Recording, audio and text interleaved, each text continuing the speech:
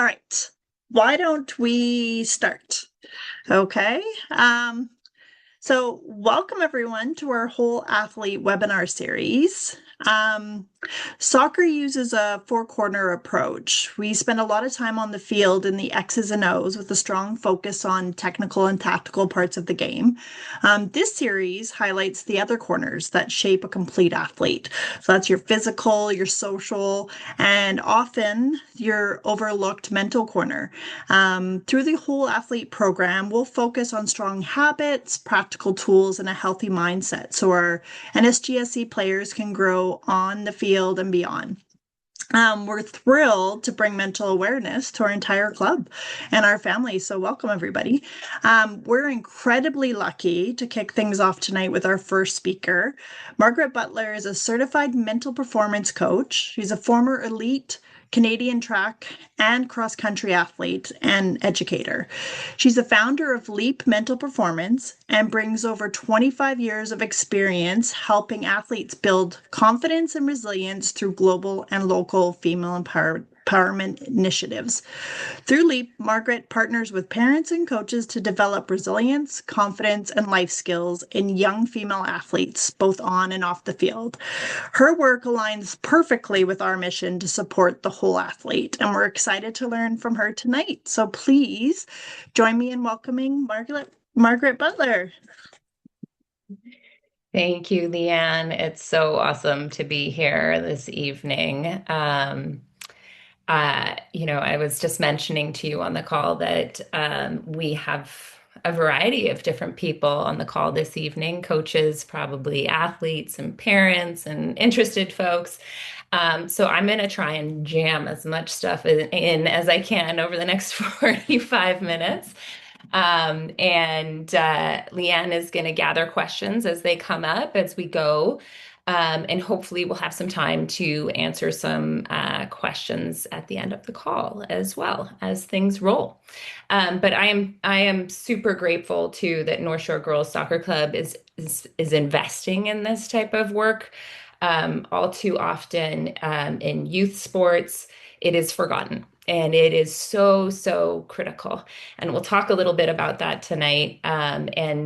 Culturally, also, I feel like we are ready now to really start incorporating and talking about this type of work. We have incredible athletes around the world who are talking about mental health, like Simone Biles and Michael Phelps, who are really sharing their journeys and how they are handling some of the stresses that they have faced as athletes. And it's not just professional athletes that face these stresses, it's every athlete. It is just being a human on this earth that we face these stresses. So I am very happy to be talking to you this evening. So a little bit about me. As Leanne mentioned, I am a North Shore girl. I was born at Lionsgate Hospital, just down the road from many of you, but grew up on Bowen Island. And in the 1980s on Bowen Island, there wasn't a lot of organized sport. My my gym was outdoors, running around, going to beaches, climbing trees. But when I got to high school, I went to Sentinel Secondary School, and when I got there, I consumed sports. I was a fairly anxious child, and so for me, sports were an avenue to release and also to kind of nurture my competitive spirit. I was really, really, really driven. Um, and when I got to high school, I played all the sports. I played field hockey and volleyball and basketball, but I really started to excel in cross country running and track and field. I played basketball all the way through through grade 12, but really started to focus in grade 10, 11, 12 on cross country and track and field. So much so that I got a scholarship to run at the University of Washington for track and field and cross country. And a little story about my first race at the University of Washington. This is literally the only race that I can really, it's cemented in my brain. And this is kind of how our brains work. But it was the Roy Griak Invitational in Minnesota. How I remember that, I don't know. I do, but I showed up on the line. I was ready to go. very limited amount of pressure because I was a first year and no one really knew me. I was this girl from British Columbia and I showed up and the gun went off and I ran my heart out. So much so that 100 meters before the finish line, my body just said, "You have overdone it, girl," and shut down. And so I quickly went from top 10 to top 100 as I crawled across the line. And I'm telling you this story because after that race, I wish someone could have come to me and said, "It's okay. This is an opportunity for growth, Margaret. This is an opportunity for you to understand, did you fuel enough the night before? Maybe you should pace a little bit better. Maybe you should think about a few things in your race." But no one ever did that for me. And so I tanked the rest of my season because I couldn't get out of my head. I couldn't get out of my own way. The talent was there, the skill was there, the training was there, but every time I showed up on the line, I thought that I was going to fail and that I was going to have the same experience. And so I held back. I acted small. I beat myself up. And I wish someone could have pulled me aside and said, this is a mental thing and we need to work on it and talk about it. And I wish someone had have talked to me about that in high school too. It just wasn't really the norm. I, as an athlete, was driven by fear. I was afraid of losing. And sometimes that served me very well because obviously I did quite well. But most of the time I wasn't enjoying myself and I wasn't enjoying the accomplishments that I had. And so, fast forward, I made it through university. I took a break and came back to running.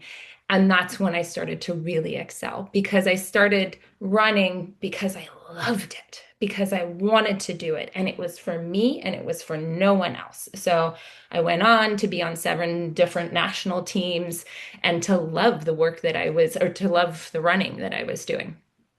Retired from running and then went on to work internationally, and worked for 18 years in Eastern Africa, focusing on supporting community-driven organizations and adolescent girls. And so I studied what it took to develop self-confidence in young women. And, globally, we happen to be very fortunate in terms of where we are born, but globally, young women struggle with similar narratives, right? The stories that they tell themselves, the limitations that they put on themselves. And so after 18 years of traveling a little bit too much, I came back to Vancouver. I'm back on Bowen Island, and I am, I sort of pivoted my career into becoming a mental performance coach because I really, really, like all of you, believe in the power of sports and investing in sports, especially for young women. And I really also believe passionately that we have to talk about the mental game as well. And we are ready for it now, which is exciting. So now I'm a mom, I'm a coach, I'm a mental performance coach, I'm all the things. So that's a little bit about my story and how I got to where I am today. So let's see. So why are we here today? We're going to talk a little bit about how the brain works.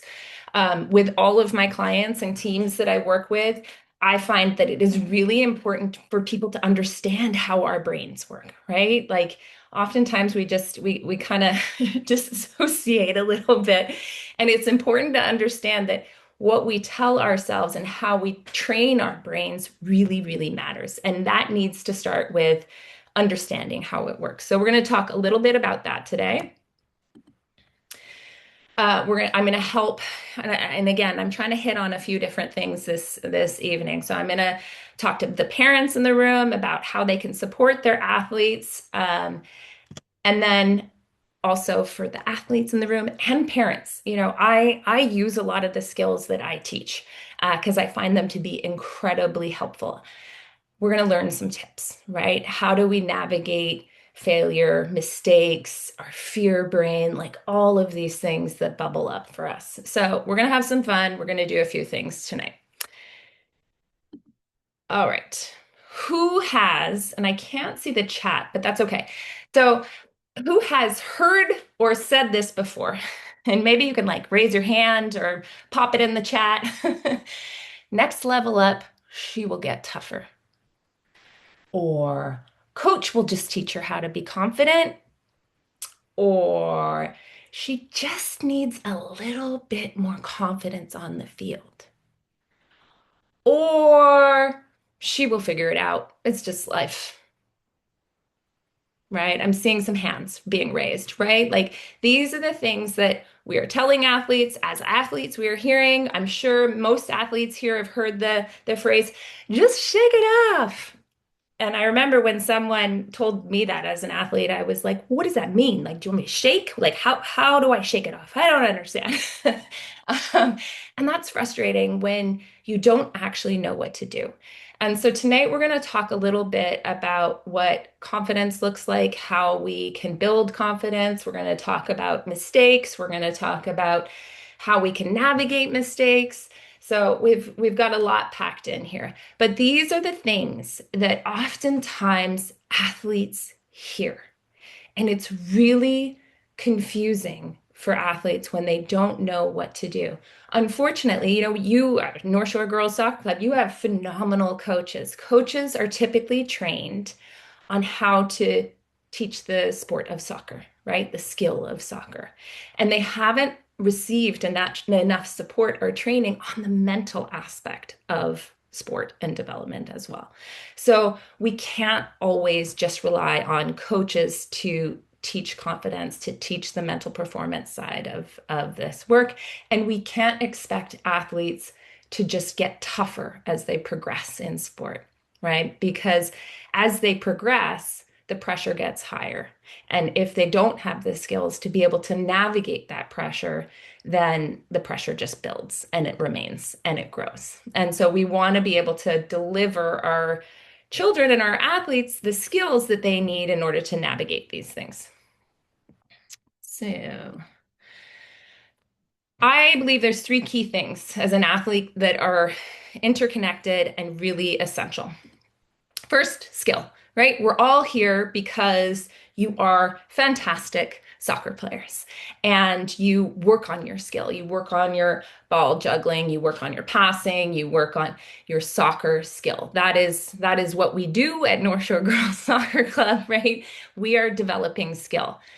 The second component that we are developing is strategy, right? In order to be a really phenomenal athlete, we also need strategy. We need to understand how the game functions, how it works, where I need to pass the ball, where I need to be on the field. Again, our coaches come in and help develop that, help nurture athletes to be able to use their skill to transition into strategy, right? To develop really strong, powerful, collaborative teams. The third piece that is essential for all athletes is the mental side, right? And I believe that these three pieces amplify one another. They have to all exist in harmony together, right? Because as your skills develop, the mental side of your game will develop, right? As you improve as an athlete, you're going to feel better about yourself as an athlete. And therefore, you're also going to play better soccer. If you don't have the mental component, though, you can be the best soccer player, understand the game, but if you aren't walking onto the field believing in yourself and believing in your ability, then it doesn't matter, right? You take one of these pieces out and they all kind of crumble.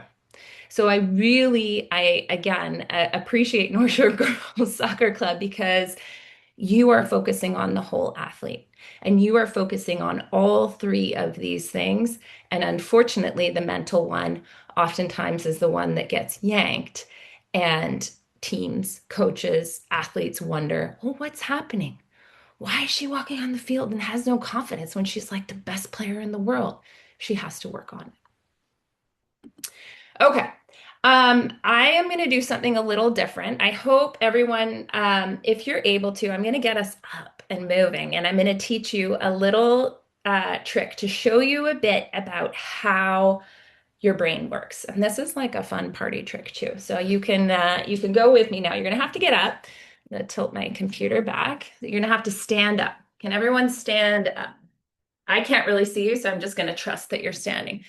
And what you're going to do is you're going to stand and you're going to have, you need enough space around you that you can move your right arm. And what you're going to do here is you're going to hold your right arm, your right thumb out in front of you. Okay. And you're going to have your feet facing forward. And I want you to look at your beautiful thumb and your thumbnail, and you're going to twist your right hand and your right body outwards towards the right. And you're going to twist your body around as far as you can go. And then you're going to take note of how far you went. So I'm looking at that tree over there. I went as far as that tree. That's as far as I can go. And you're going to swing back around. Okay? And you're going to look at your beautiful thumbnail and your thumb, and you're going to drop your hand down. Okay? Next, I'm going to ask you to just trust me for a moment, and we're going to visualize the next doing that again. And visualizing means you're closing your eyes. You aren't moving your body. You're just picturing your thumb doing the exact same thing. I am going to walk you through it. So you just listen to my voice, but let's everyone close your eyes now.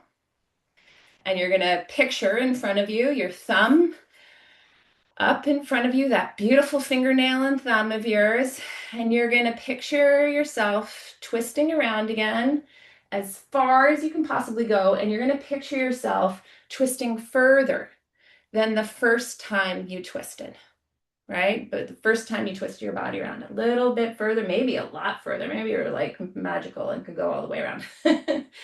And then you're visualizing bringing your thumb all the way back up in front of you again. What a beautiful thumb. And you're dropping your hand down. Okay, open your eyes. Now I want you to lift your thumb up again, eyes open. We're going to do it for a third time tonight. But this time your eyes are open. And I want you to twist your body again. We're doing that same thing again. And I want you to just notice what happens on that third time. And bring it back around and back down. I am assuming, and I can't see all of you, and I can't hear all of you, you can take a seat again, that your thumb went further the third time. I am assuming that that is what happened for you because that's how our brain works. The number one job of our brain is to keep us alive. So it is constantly searching for threats. So what happened there is initially your brain said, nope, we can only go this far. It might be a real or a perceived threat, right? But there it was just saying, nope, this is as far as we can go. But then you used your brain and you told your brain, it's safe, you can go further. And so on the third time, when you did it, after you had visualized it and told yourself it's safe, you were able to go further, I'm assuming. I would say 98% of the time, most people go further. But it's an interesting way to demonstrate how our brain protects us. There's so many other little activities that you can do to show that our number one job of our brain is to keep us alive. So it is constantly searching for physical and psychological threats. So it is constantly saying, don't go there. Don't do that. Don't reach as far as you can. We are all doing a phenomenal job of overriding that on a daily basis, right? We are also doing a phenomenal job of staying alive. It's great. We're all here. But it is really important to know and recognize that that is the number one job of the brain. And so it's constantly pushing against us to kind of lower our standards a little bit, right? If the brain had its own way, I'd be like, no, let's like stay inside and like never move and stay in bed and stay comfy and cozy. But we are constantly overriding that. So what that leads to then is a negativity bias, right? Constant feedback. Don't do that. Don't go there. I'm not sure if that's safe. Oh, we've gone down that road before. It's safe. Let's go. Like your brain sometimes goes on automatic pilot and you're like, how did I get here? And it's because you've driven down that road 2,200 times and it's just natural for your brain. You can kind of check out a little bit. So we have this negativity bias that is just hardwired in us through evolution, right? Way back when the number one job was stay alive, get food, and like assess all threats. We are hardwired that way. We have evolved, but it is still there. The other aspect, and I will speak directly to girls and women, and you're probably all going to nod your heads yes at this. We have a cultural bias too that we have to fight on a daily basis. We are flooded. Our girls are flooded with messages saying that they are not enough, right? Not smart enough, not pretty enough, not thin enough, not, your skin is not the right color. And it as a culture, it's just constant through media, through social media, through just existing on a day-to-day basis. We are told that we are not enough. And so we have to also, in addition to the natural negativity bias, we also have this incredible leap that we have to take around a cultural negative bias, right? And it exists for everyone. It's not just women, but it really hits home hard, especially for adolescent girls. And it is important. So, so, so important. I'll talk a little bit about social media later, but it's so important that girls are able to understand that that's coming at them and be able to navigate it and to critically look at it and say, like, no, I'm not going to believe that today. Okay. Third and final, I'll still do a little bit more education about the brain, but this is such a cool one. This is called your reticular activating system. It's a bundle of neurons in your brain that is like your gatekeeper. So I'll do another quick activity for all of us. Don't worry, this one you do not have to get at. I want you to close your eyes again and count the number of blue things in your room with your eyes closed. Just try and remember how many blue things are in this room right now. Okay, maybe 5, 10. Now open your eyes and count the number of blue things. And as you look around, say, maybe there's more blue things than what I initially thought. You have given your brain direction, right, to find evidence for what you have told it. So you are saying, brain, I need all the blue things. And the brain says, okay, I'll find all the blue things, right?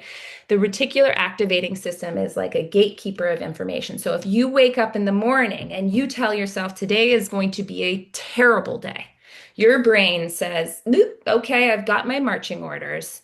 I am going to figure out and confirm all evidence. So, you drop your cereal bowl. Oh, evidence. Terrible day. Your sibling looks at you in a funny way. Oh, he's so mad at me. Terrible day. This is really important to know and understand as an athlete because if you are walking onto a field of play and your self-talk is negative, if you are saying to yourself, I am not good enough, I'm not strong enough, I'm not fast enough, I don't belong, then your brain is going to believe that. Your brain does not care about the truth. Your brain cares about what you are telling it. And the reticular activating system, again, this amazing bundle of neurons, can also flip in the other direction. You tell it it's going to be an amazing day. It's like, yes, let's go find all the amazing things that are, happening today.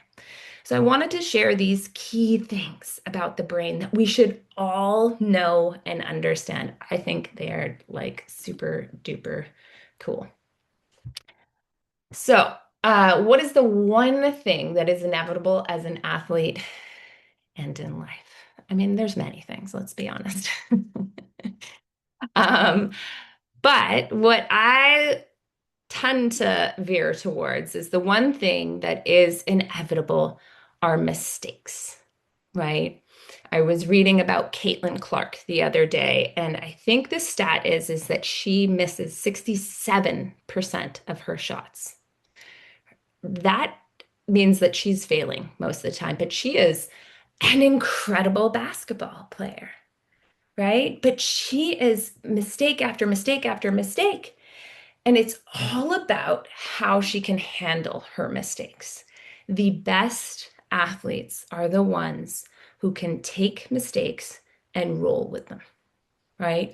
How do we move through mistakes in a way where we learn, we recognize, and we're able to push forward? And a lot of times, unfortunately, athletes make a mistake, and humans, people, adults, everyone in the world make a mistake and they don't know how to move through it. They make a mistake and they start beating themselves up. Ugh, oof, oof, and they go down this like negative spiral, and all of a sudden things start to happen. So when I think about how the brain works, I like to think of it as we have this little thing called our amygdala, which is where our fear brain lives, and our prefrontal cortex, which, sorry, I'm getting very sciencey here, but I'm going to do it anyways, which exists at the top of our brain. And our amygdala is our fear brain. Our prefrontal cortex is where our decision making, our rational brain exists. And so if this is your brain, this is your brain stem, and this is your amygdalas in here and your prefrontal cortex in here. If you are in green, you are in the zone. You are happy. You are playing great soccer. You are calm, cool, and collected, living your best life. But then mistakes start to happen. And sometimes people can stay in green when they make a mistake. The best athletes have worked really hard, and it takes hard work, right? Have worked really hard to stay in green. But us, normal human beings who are learning, sometimes flip up into orange, right? And this is where your triggers exist. So maybe you miss the ball, or you let a goal in, or you get outrun. And these are like the sensitive spots for you. Or you have to take it can be a flip side. You have to take a penalty kick. You have to take a corner kick. Someone yells at you. Maybe your coach says something, or your parent, or some player makes a comment. Like there's so many things that can be triggers that start to move you into orange. Unfortunately, if we're unable to deal with those triggers, and if we start to pile on negative self-talk and start to really invest in those triggers, then we flip up into red. And that means our prefrontal cortex, our lid is flipped, and we can no longer think clearly. So when you go into like a panic, right? You are in fight, flight, freeze, and fawn. That's a new one for me, but now I know it. It's a super pleaser mode.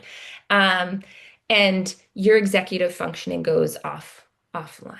Your body is under threat, right? Your brain is saying, no, I am not going to survive this. I do not like this threat that I am feeling. And you head into a panic zone. When that happens on the field, it is very hard to come back down to green immediately. Oftentimes, when you're in red, more mistakes follow. You'll find yourself because you're unable to operate in a way that is helpful. Hopefully, your coach recognizes it, pulls you off, gives you a moment to breathe, and then you can get put back on. But what we want to work on, and the skill I'm going to teach you today, is how you could hit orange, you can hit that trigger that you don't love, and come back down to green. So this is how it works. I like to think of it in 3 different ways. Notice. You have to notice when those negative thoughts start to pop up in your brain, or know what your triggers are. I know that, when I was an athlete, one of the things for me is that I would get, I would get to the starting line of a race, and I am 5'11", and the typical distance runner is like 5'5". So I was a foot taller than most distance runners. And I would see that and I would feel very big. And I would start to panic that I didn't belong. And I couldn't get myself back down. I went into panic mode. And so I wish I could have recognized that and flipped it on its head and tell myself, you belong, you are here for a reason. Reset. I'm going to teach you a reset routine tonight that is going to also help you rewire your brain so that when you do hit those triggers, you can come back down. and then prepare. Tonight, we're going to talk a little bit about visualization and the importance of visualization. Remember our thumb exercise. We visualized going further because we showed our brains that it was safe. So, those are the three key things that are essential for athletes and for coaches to share with athletes too. You have to be able to catch your thoughts as they come. There, it is really important for me that everyone knows that I don't believe that there are any bad thoughts, there are unhelpful thoughts. We are allowed to feel all the feelings. It's what you do with them. You notice them, you either use them, or you let them float on by. And we have to know and understand what those triggering, harmful thoughts are for us. So you have to notice your self-talk. Self-talk is the number one way to harm your self-confidence.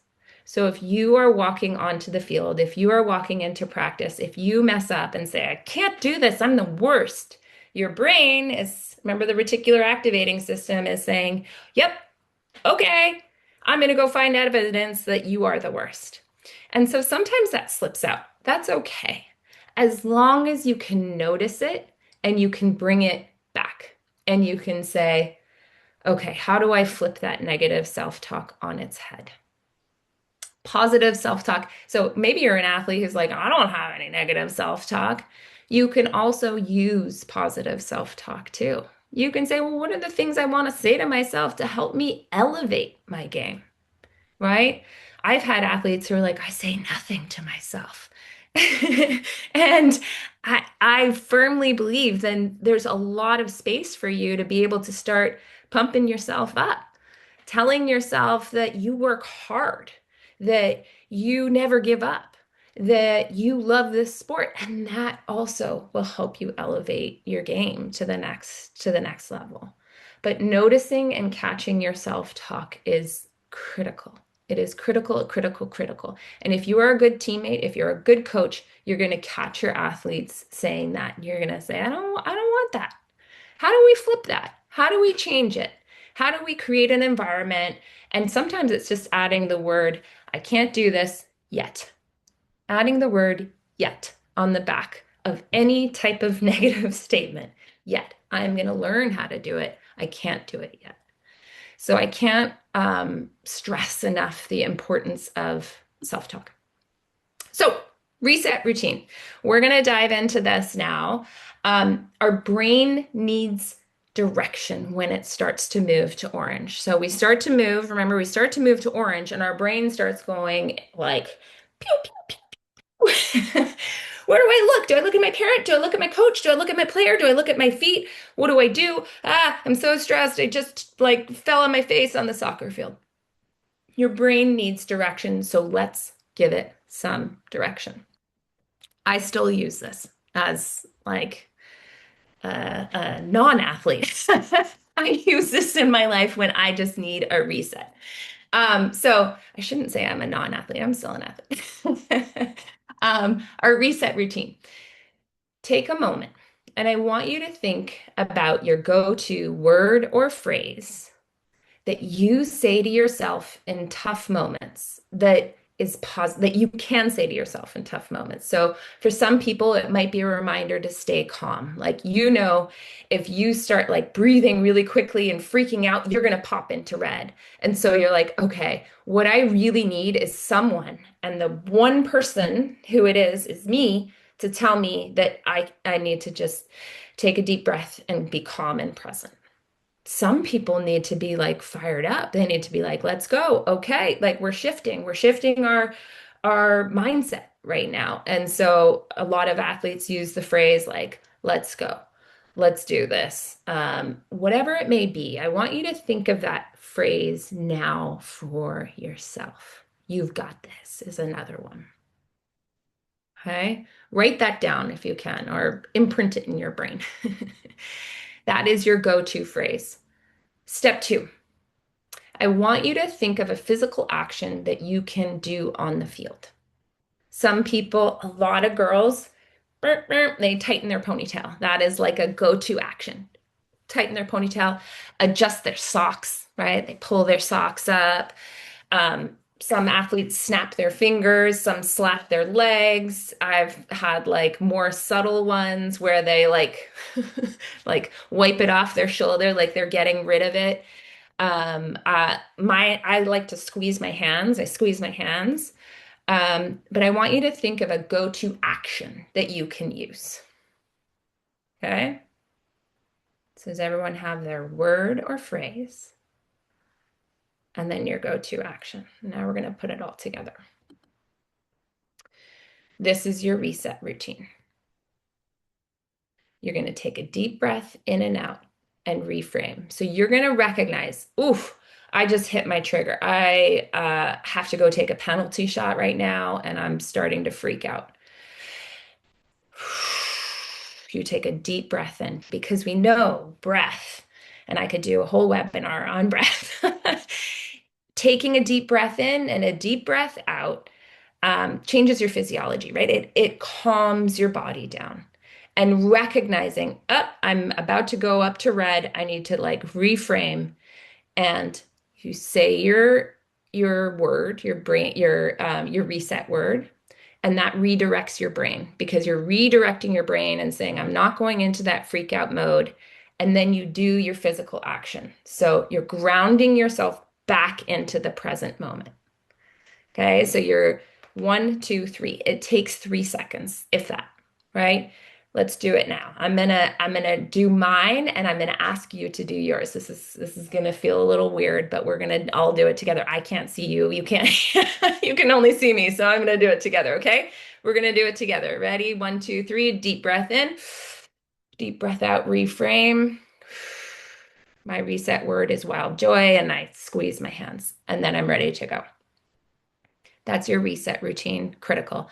Coaches, you should have a reset routine for your team. You should have a word or a phrase that you yell out to your team that they know, okay, we need to like reset, come back to the present moment. One of the struggles that we face oftentimes in mental performance is we're so worried about the future or worried about the past, and we aren't thinking about the present moment. One of the things that I remind athletes of constantly is this thing called the win strategy. What is next? What is the next thing that I have to do in order to compete, in order to be my best self? Because we cannot worry about what's going to happen 10 minutes from now. We have to know what is going to be my next best pass, my next best save, whatever it might be. So the win strategy, what is next? And coaches, like getting your teams to buy into this like reset strategy is really critical because as a coach, I am sure you can see sometimes when your team starts to go off the rails. And parents, you can teach this to your kids. You can use it yourselves too when you're about to lose it. I'm going to do a reset, deep breath in, and like come back into the present moment and myself. Okay.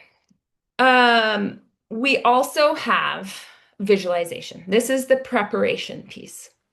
Now, visualization, I always find I think it should be called mental preparation because visualization just hones in on visual, right? The visual aspect. Critical around visualization is being able to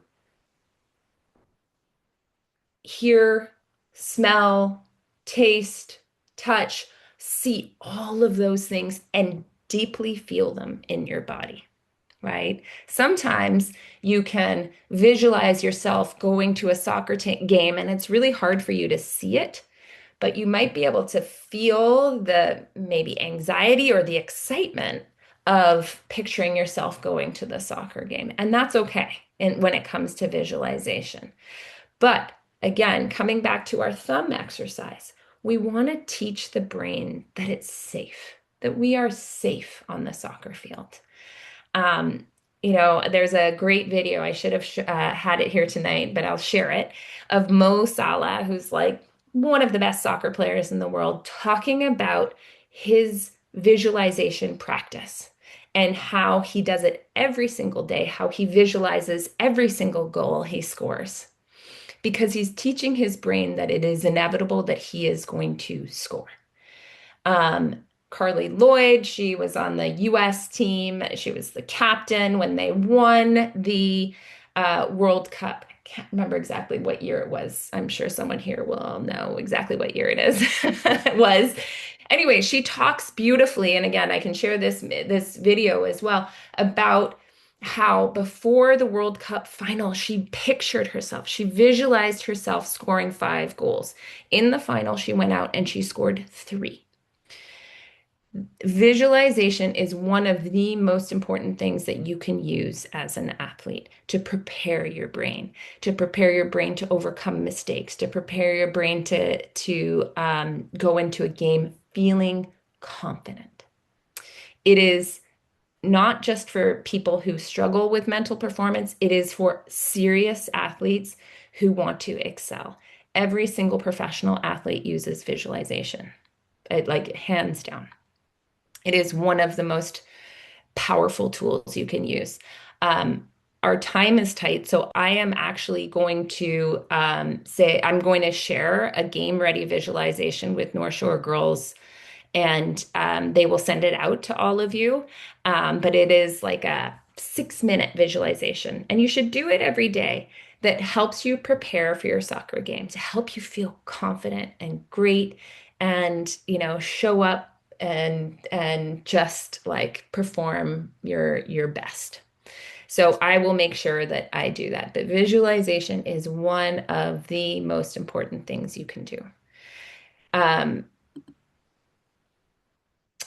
One other add-on with visualization, your brain, and this is kind of a really amazing aspect of how our brain works. So, when you're dreaming and you fall in your dream and you shake, has anyone ever had that? Where you like kind of like feel like you've landed? Yes.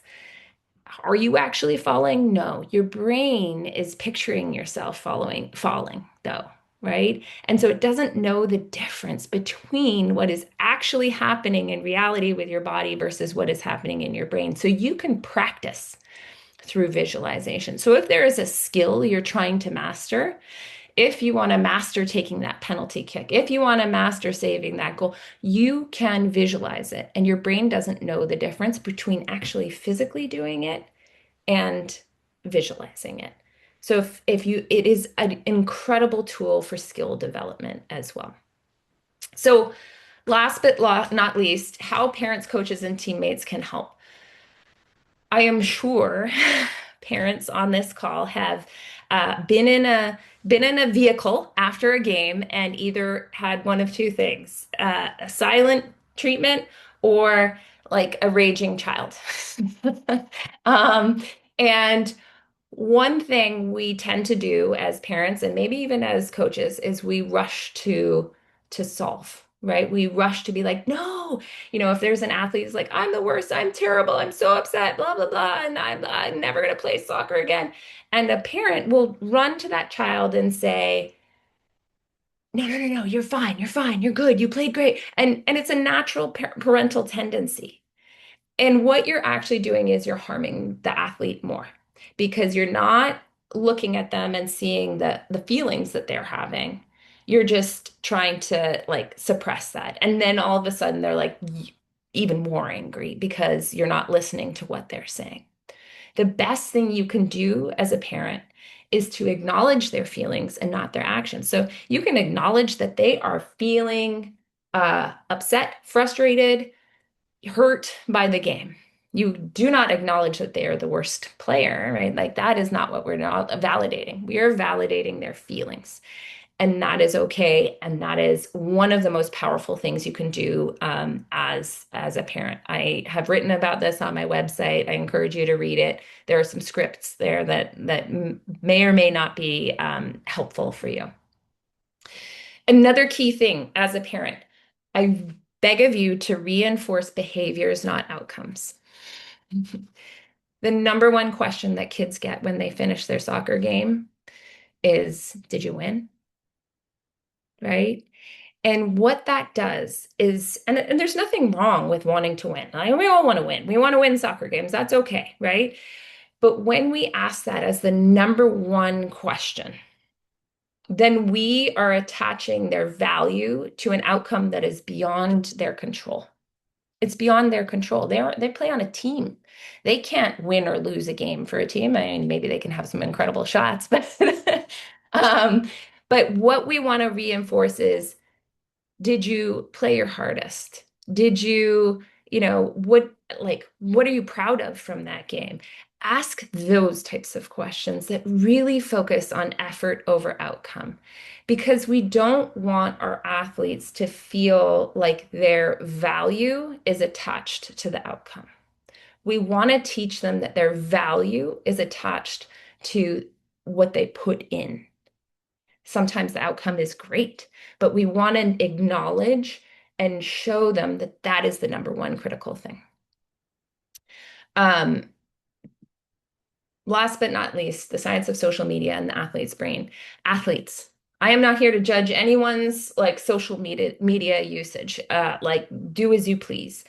However, there is science and research backed evidence that being on social media before you play a game or go to practice impacts your mental acuity, right? Your ability to focus and your ability to process and your ability to move quickly. If you're on social media, there's this thing called the underload theory. And what it does is it makes your brain tired because it's working so hard to consume the like constant change of social media. And so what the recommendation is turn off all social media at least an hour before you start practice or like heading to the soccer field. Give yourself an hour. Get in the car and tell your parents, I get to control the music because that is going to relax me and make me play great soccer. But give yourself an hour. It is really, really important. My other recommendation is don't look at social media or your phone first thing in the morning. I am sure you have all heard this, but let's go back to the reticular activating system. If you're looking at your phone, the moment you wake up, someone sends you a bad email or a text, or you look at social media and it gives you this like negative feedback. Don't set yourself up that way during the day. Give yourself a half an hour to get up, wash your face, say hi to people, tell yourself what kind of day you want to have, and then have at it. Same thing at night when you're going to bed. When your child is going to bed, give them an hour before they go to sleep because their brain needs to decompress and they need to be able to step away from like the negative reinforcement or the stimulation, the brain stimulation, so that they can get a good night's sleep. Those are my recommendations in terms of what it looks like for social media. And again, I could probably do a whole webinar on that too. But coaches, like make an agreement with your teams to like not look at their phones right before they go on to play a game or practice. It will help with their functioning during practice and games. So last but not least, future female leaders. That is why I do this work. I love this work. We all know we are all here. Girls are in sports because we believe that it will help them develop incredible skills, incredible ability to lose and come back and deal with failure and be resilient and figure out how to manage their brains, right? This transitions into life. This work for me, I do this work because I believe that the world needs more female leaders. And I know that we all want that, and female leader being in a variety of different ways, however you envision a female leader being. But that is why I do, that is my why in terms of this work. And so I encourage you to keep girls playing in sport. Girls, I encourage you to like overcome those mental hurdles. I encourage you to keep going because I know for a fact sports for me helped me develop such a foundation that enabled me to go out into the world and build and do incredible things. And so, with that, we have a few moments, I believe, for questions. and comments. I believe, Leanne, you are monitoring the chat. I don't know if anything has come up in there. I can share my website. There's a lot of resources on my website that you can check in and tap into. I coach athletes one-on-one. But you can also follow my very slim following on Instagram. Um, but thank you so much for listening to me for almost an hour, and I welcome any and all questions now. And I can escape out of my. There's a question, Margaret says, small thing, but I had a girl, 13, tell me this week she is really afraid of the ball. Really afraid of the ball. That's an interesting one. Um, that's okay. I mean, like, as I said earlier, like it's okay if girls are afraid of the ball. Like that, there's nothing wrong with that. All thoughts and feelings are welcome.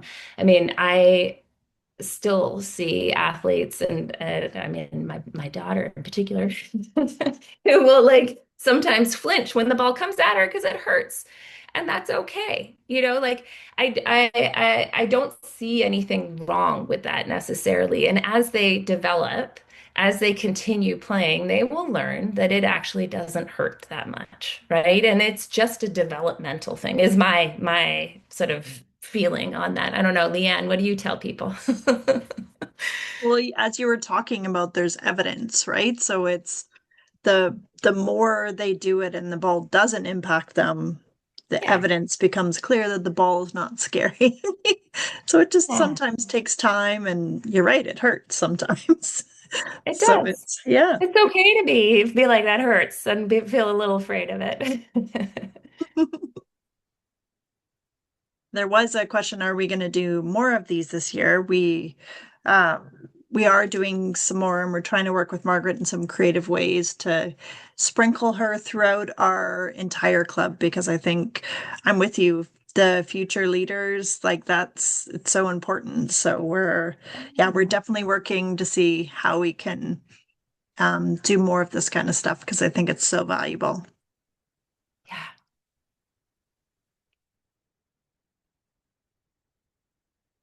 Can you see the chat now?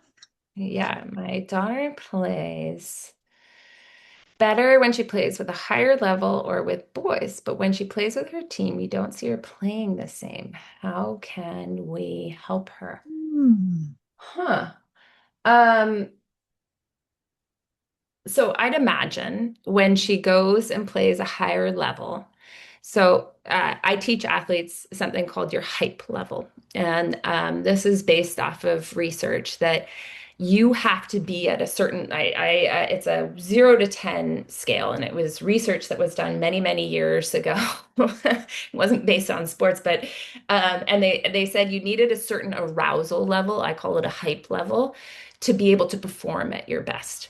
And so my sense is that your daughter is entering into a higher level of play or playing with boys, one or the other, and is mentally prepared to fight harder, play harder, like bring her like best game.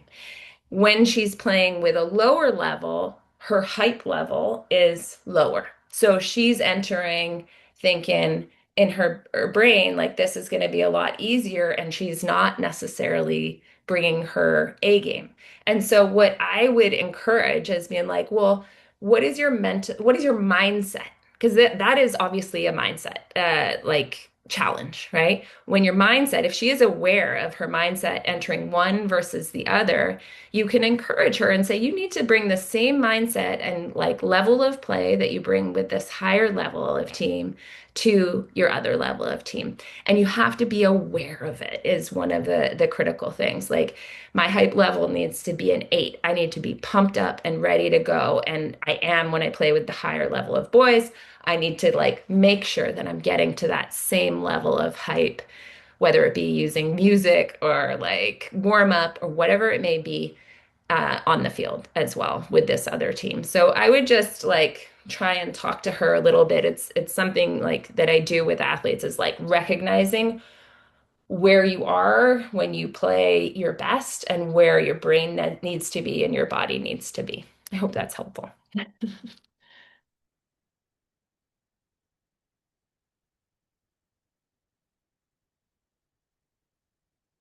Anything else? There was another question from Clara. What about our goals? But I'm not quite sure what she meant by that. Ugh. I I love talking about goals because I think goals are, and I'm sure it's nothing to, maybe it's something to do with this, but goals are essential. You need to tell your brain where you're going. Like what I ask every single athlete to set their goals and to visualize their goals and to like write their pathway towards their goals too. Like, okay, if you want to make Division 1 soccer, if that's your goal, great, that's a phenomenal goal. What is it that you need to do in order to get there? And how do you picture yourself getting there? Like, what kind of athlete needs to show up? What kind of training do you need to do? Like, and really being very specific about how to achieve your goals. So, like, that is, I could spend a long time talking about goals as well, but they are critical. Okay. My daughter does not like training with me and has a different attitude with the She says the coach is actually harder. Should I just stop or change the way we train? Does your daughter? That's a good one. Uh, hmm. Here's my recommendation with parents. Firmly wear your parent hat.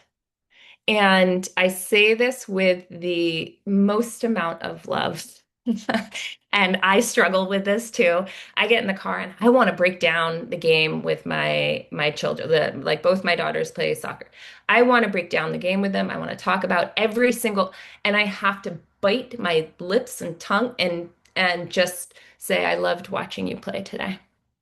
And that's it. I have to have my parent hat squarely on. And if your daughter is not having a fun time training with you and is doing training with a coach that's harder, then you give her a big kiss and wish her well and cheer her on. Like that's the most direct feedback I can give you on that, and she will thank you for that. And you just tell her how much you love watching her play, and you're gonna go keep training because you love like running or whatever it is that you're doing. And it doesn't mean that you can't ever play soccer with your kids or go out and have fun, but just have fun and like keep that parent hat on and don't be a coach. Oh, yeah. Oh my gosh. How do we encourage the girls to overcome their fear of being disliked when speaking up, as in holding each other accountable, being leaders? Okay, sorry. I'm just seeing this other comment. I think she's talking about this extra. Um, that's really hard.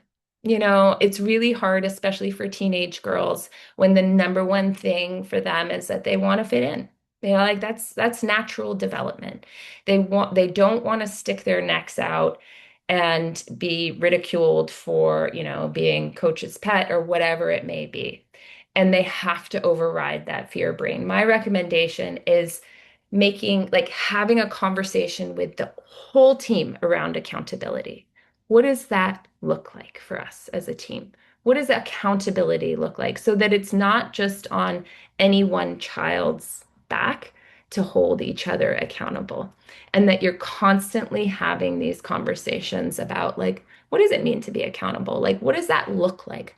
What are the positive things we can do? And sort of reframing it too in a positive way. Like, accountability isn't like, don't do all this stuff, like heading into a negative mindset. It's more like, what does it look like to be accountable, to like hold this team up, to show up in the best way possible? And so if you can have group conversations, and I know it's so hard as a coach sometimes because your time is limited, right? You want to get on the field and you want to practice the skills and the strategies.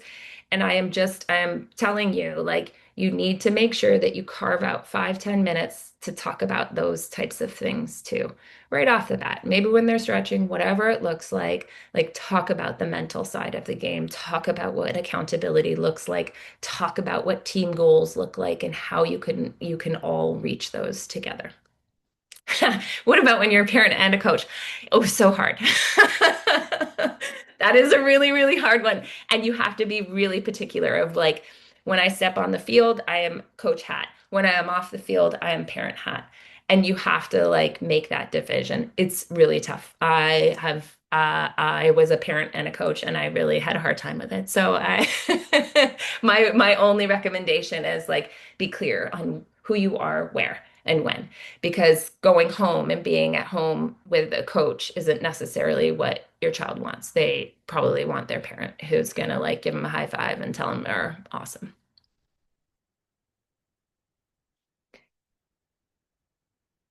Oh, yeah, I'll share my website. I'm sure this will go out.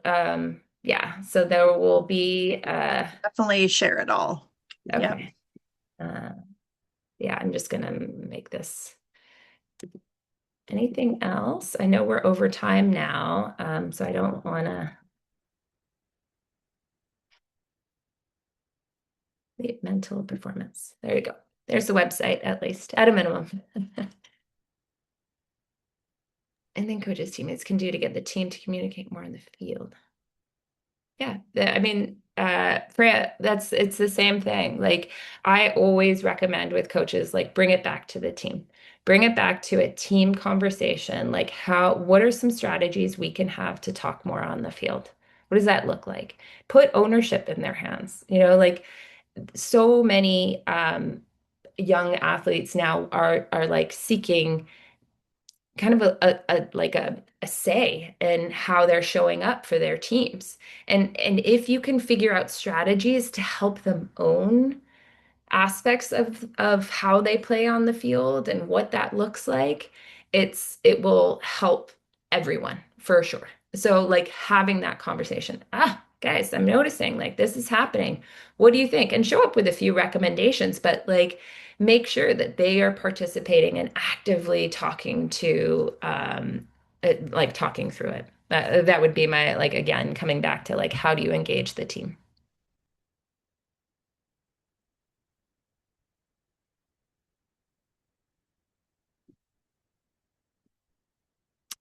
Anything else?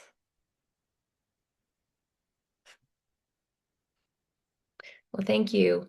It was a Yeah, delight. that was absolutely fantastic. Thank you Oh, so much. And Margaret's going to share some of the things that she discussed and we'll make sure we get that out club wide so everyone has access to those, to the recording. Everybody will have access to all of the information that she's sharing with us. So there's even more resources coming, which is incredible. So thank you. This was really helpful. wonderful. Well, Yeah. thanks so much for having me. And yeah, I look forward to continuing work with you. Yeah, I'm so excited. Thanks, Leanne. Thanks, everybody. Thank you.